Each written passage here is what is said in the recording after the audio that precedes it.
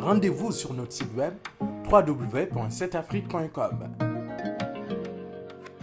7afrique.com, la vitrine de l'actualité.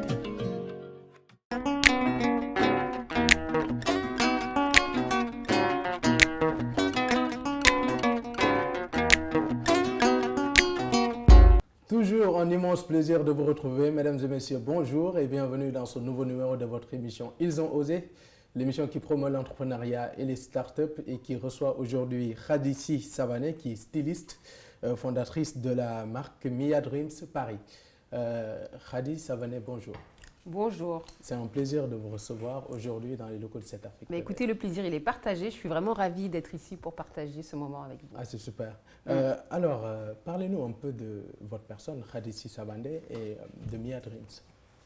Alors, Khadissi Savané, c'est une mère, femme, entrepreneur depuis 2011 maintenant.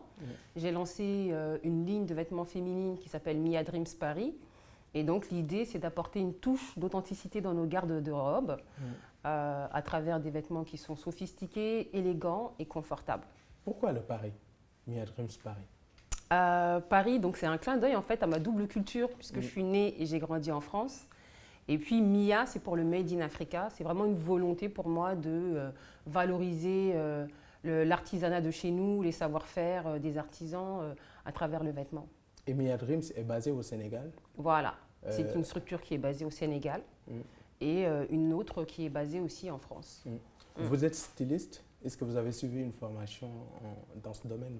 Pas du tout. Alors, je ne dirais pas que je suis styliste, je dirais plutôt créatrice de mode, autodidacte. Qu'est-ce qui fait la différence entre styliste et créatrice de mode? Alors, une styliste, pour moi, c'est vraiment quelqu'un qui a fait des études dans ce sens-là et donc qui maîtrise vraiment tous les codes académiques, on va dire, d'une styliste. Moi, ce n'est pas mon cas. J'ai appris sur le tas, mais aussi j'ai été facilitée puisque mon papa est couturier, styliste, modéliste, diplômé d'une grande école de mode en France depuis 1967. Et puis, il était spécialisé en tant qu'artisan maître tailleur pour hommes. Donc, on va dire que ça m'a facilité. Et vous êtes venu au Sénégal pour vous baser ici. Comment trouvez-vous le stylisme, par exemple, au Sénégal? Alors, je vais dire qu'au Sénégal, on a un vivier de jeunes créateurs qui sont vraiment talentueux. Il y a une belle créativité, il y a vraiment un gros potentiel dans ce secteur-là. Et puis, on a aussi beaucoup d'ateliers de confection qui permet à nous, créateurs, de pouvoir réaliser tous nos projets, toute notre créativité. Donc, c'est eux qui élaborent ça. Donc, il y a un vrai potentiel dans ce secteur-là au Sénégal. Alors, Khadissi Savané, un parcours, c'est aussi un parcours atypique, policière. Oui. Est-ce que vous pouvez nous... Vous n'êtes plus policière d'ailleurs? Non, ça fait partie d'une... Là, je suis rassuré. J'ai eu plusieurs vies, on va dire, et effectivement, j'ai travaillé dans la police pendant à peu près 3 ans. Dans la police française? Nationale, police nationale française. Voilà, j'étais affectée au service des plaintes. Donc, ça a été une expérience enrichissante, mais difficile. Et du coup, je ne me voyais plus continuer dans cette activité-là. Donc, j'ai décidé de démissionner. Et vous avez servi pendant combien d'années? J'ai fait 3 ans. 3 ans à peu près, de police. Après, l'hôtellerie, la restauration. Voilà, une passion. Et tout à fait. J'ai fait 10 longues années dans l'hôtellerie et la restauration. 10 années. Voilà. Donc, avec une formation de manager en hôtellerie et restauration avec l'IFOCOP. Et puis, donc, j'ai travaillé dans diverses structures hôtelières ou dans des restaurants branchés aussi de la capitale. Donc, c'était une bonne expérience puisque ça m'a permis vraiment de créer, de voir cette facilité que j'ai à communiquer avec les gens. Mais aussi, c'était une manière de rencontrer des personnes qui venaient se faire plaisir, ce qui était vraiment très différent de la police où on avait des personnes qui avaient subi certaines difficultés. En tout cas, on ressentait une tristesse au quotidien dans cette humanité. Et là, c'était vraiment une autre approche voilà, avec la restauration.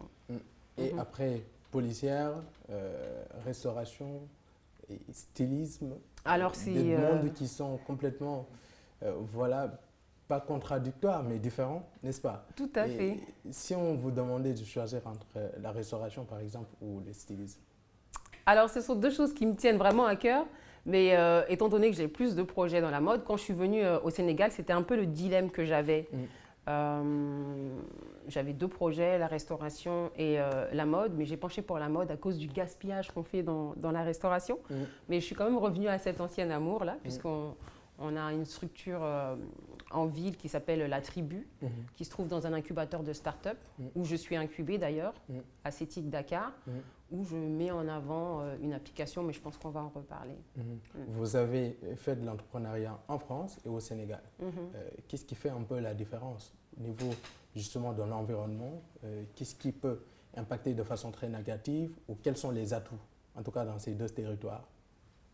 Alors je pense que dans les 2, il y a des avantages et des inconvénients. Quand je suis venue créer ma structure au Sénégal, ça a été très facile parce qu'on n'a pas… Très facile? Ça a été plutôt facile au départ. Pourquoi? Parce qu'on n'a pas toute cette côté formalisation. Facile par rapport, par exemple, à la France. Voilà, exactement, qu'on peut avoir en France. Donc du coup, j'ai ouvert mon atelier. Enfin, pour louer un local, c'était très simple. Il suffit d'avoir de l'argent. Ensuite, il faut trouver des artisans. Alors que quand c'était en France, pour avoir une boutique à Paris, c'est extrêmement difficile. Donc c'était un long processus qui a duré presque 1 an. Il a fallu aussi que je démontre en tout cas que le projet que j'avais était pertinent et qu'il y avait un vrai potentiel dedans. Donc il fallait que je monte tout un business plan et ensuite que je le fasse valider par des structures en France telles que par initiative entreprise. Donc c'était tout un autre process. À côté de ça, en France, c'est vrai qu'on a une facilité par rapport au financement qu'on n'a pas forcément en Afrique. Là, c'est vraiment le plus difficile parce qu'on vous demande d'avoir des cautions assez importantes. Et ce ne sont pas tous les jeunes entrepreneurs qui peuvent avoir ces cautions-là. Donc, du coup, voilà, il y a ce paradoxe. Aussi, le problème qu'on peut retrouver en Afrique, c'est le problème aussi au niveau de la qualification, de la formation professionnelle. Et on va dire le fait d'être dans un paradigme qui est complètement différent. En termes de déontologie du travail, on n'a pas les mêmes codes. Donc, il faut vraiment pouvoir s'adapter. Donc, voilà, dans les 2 cas, il y a des avantages et des inconvénients. Mais je dirais, en gros, quand même, qu'en Afrique, il y a beaucoup plus de potentialités, il y a beaucoup plus vous Alors, de façon ramassée, quelles sont les difficultés que vous avez rencontrées? Même si ça a été facile, il n'a pas manqué véritablement de moments où vous avez eu à faire face justement à des obstacles. Quels sont ces obstacles-là? En France ou au Sénégal? Au Sénégal. Alors, au Sénégal, on va dire… Là, nous jouons dans 2 territoires. Alors, je travaille en fait dans un secteur qui est quand même très masculin. Alors, on a un paradoxe dans le métier de la confection au Sénégal, c'est-à-dire que quand on va dans les écoles de mode, c'est rempli de jeunes femmes. Et quand on rentre dans le secteur même de l'emploi, eh ben, on trouve que les hommes. Donc, du coup, se faire diriger par une femme, c'est pas toujours… audible, on va dire, pour les hommes africains. Donc ça, c'était un peu une difficulté que j'ai pu rencontrer et que j'ai pu gérer assez facilement. Après, c'est juste une question de communication, je pense. Et puis, après, c'est pouvoir s'adapter par rapport à tous les problèmes qu'on peut rencontrer en termes d'infrastructure. Quand je suis venue en 2011, par exemple, il y avait beaucoup de délestage. Donc, du coup, on ne peut pas travailler, c'est compliqué, on ne comprend pas toujours pourquoi est-ce que ça se passe comme ça. Et puis voilà, après, c'est des petites choses comme ça auxquelles il faut savoir faire face, qu'il faut savoir aussi quand on s'installe en Afrique, que tout n'est pas simple, tout n'est pas facile, tout ne va pas aussi vite qu'en Europe. Exactement. Mais voilà, il faut vraiment être patient. Retournons un peu en France. Vous avez ouvert une boutique à Paris qui est présentement fermée. Pourquoi? Alors, c'est pour plusieurs raisons, on va dire. J'ai ouvert dans des conditions difficiles. Déjà, pour des raisons administratives, comme je disais tout à l'heure. Donc, on m'a attribué le local avant d'avoir fini de regrouper tous les fonds. Donc, j'ai dû payer un loyer sans activité. Ensuite, il y a eu les attentats en 2015 qui ont vraiment impacté les commerces parisiens, en général. Il y a eu un gros impact par rapport à ça. Donc, il fallait trouver un moyen de capter de la clientèle. Et puis, dans mon malheur aussi, j'ai eu 2 cambriolages. 2 cambriolages? Ouais, voilà. Donc, et à chaque fois, c'était quand je revenais avec des nouvelles collections. Donc voilà. Mais à côté de ça, ça m'a permis vraiment de capter une nouvelle clientèle, surtout occidentale, de comprendre qu'elles étaient vraiment attirées par nos produits. Et du coup, ça m'a conforté dans le fait qu'il y a vraiment un potentiel dans la créativité africaine, dans la mode africaine, et qu'en fait, c'est juste la rendre accessible voilà, à toutes sortes de clientes, qu'elles soient aussi bien africaines qu'occidentales. Alors, tout ce que vous avez dit montre à quel point, justement, c'est important d'avoir un mindset qui est quelque part très positif en entrepreneuriat. Vous avez eu à faire face à des obstacles, vous les avez surmontés et vous êtes là présente aujourd'hui en train de nous parler de votre marque. Mais aussi, il y a des points positifs dans l'entrepreneuriat. Qu'est-ce qui vous plaît le plus sur le fait d'être entrepreneur? Alors, ce qui me plaît le plus, on va dire, c'est le fait que les journées ne se ressemblent pas. Ne se ressemblent pas. Voilà, on a tous les jours des journées qui sont différentes. C'est pas, on est tout le temps en train de s'adapter par rapport au contexte Covid, par exemple. Personne n'était préparé à ça et donc en tant qu'entrepreneur, il faut pouvoir s'adapter, il faut pouvoir vraiment faire preuve de créativité, de résilience par rapport à tout ça. Et donc ça, c'est vraiment la vie d'un entrepreneur, alors que quand tu es salarié, on va dire de toute façon, quoi qu'il arrive, tu as ton salaire et puis voilà. L'autre chose qui c'est vraiment un engagement personnel, c'est l'impact social qu'on peut avoir en tant qu'entrepreneur qui est plutôt gratifiant.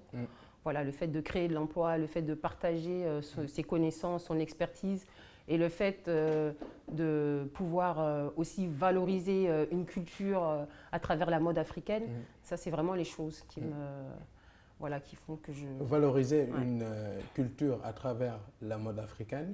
Par rapport à ça, comment trouvez-vous la culture de la consommation locale, ici au Sénégal par exemple?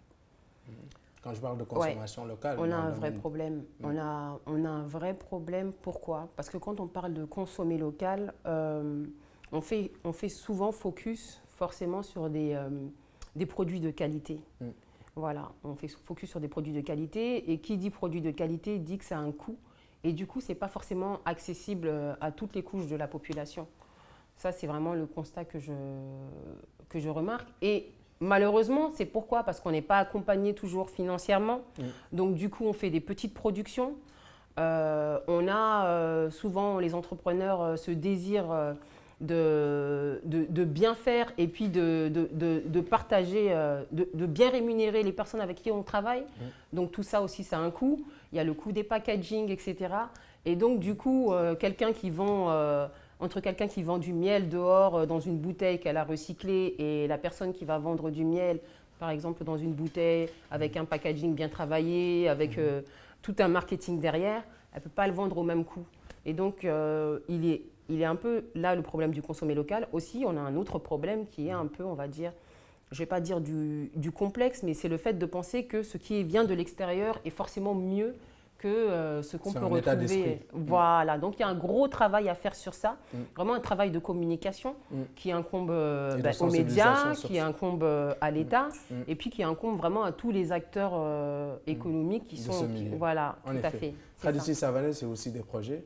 Ma petite robe en wax. Voilà, c'est la première application mobile fashion tech africaine qui va permettre aux femmes de réaliser leur robe sur mesure et de la personnaliser. Donc, quand on va aller sur l'application mobile, on va pouvoir choisir le style de tissu, le style des manches, le style de l'encolure. Et après, elles auront la possibilité ou d'entrer leur mensuration ou de choisir leur taille en boutique. Et puis, nous, on s'engage à confectionner leur robe avec toutes les finitions, les critères qui respectent les normes européennes. Et puis, à les livrer sous 2 semaines aussi, ce respect du délai qui est très important qu'on peut... En tout cas, on espère sous peu avoir des pantalons aussi en wax. On y travaille, on espère après étendre l'offre, mais c'est vrai qu'on commence avec les robes. Alors, merci beaucoup Khadissi Savané. Est-ce que vous pouvez nous résumer Mia Dreams en 3 mots? Alors, Mia Dreams, je vais vous dire nos valeurs, c'est la créativité et l'innovation, c'est du professionnalisme, et puis c'est du Made in Africa éthique. Merci d'être passé dans Ils ont osé. Merci à vous. Ça a été un plaisir. Merci mesdames et messieurs, c'était tout pour votre émission Ils ont osé qui recevait aujourd'hui Khadissi Savané. On se dit à la prochaine dans un autre numéro de votre émission Ils ont osé. Merci.